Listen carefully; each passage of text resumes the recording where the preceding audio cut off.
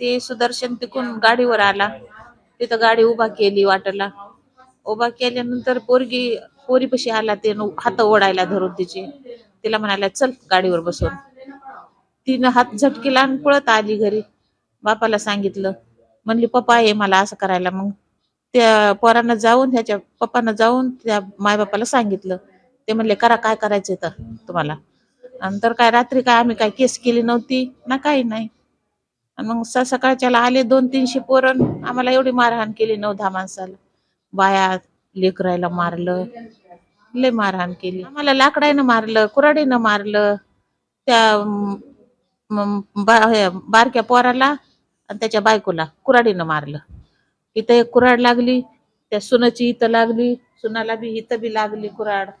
ती सून अंगावर पडली. त्याच्या वरून काट्या घातल्या. 10-15 पोरांना येऊन काट्यानं मारहाणा.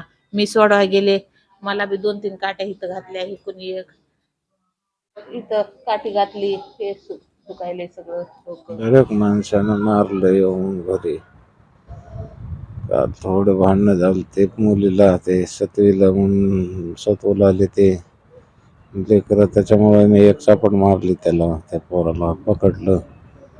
हे हाताला पकडलं होतं तर पुन्हा मग त्यानं 100-150 जणांना सकाळी मारलं.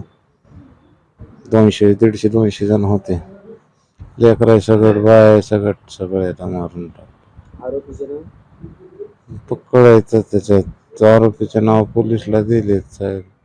बोलता येईल जास्त.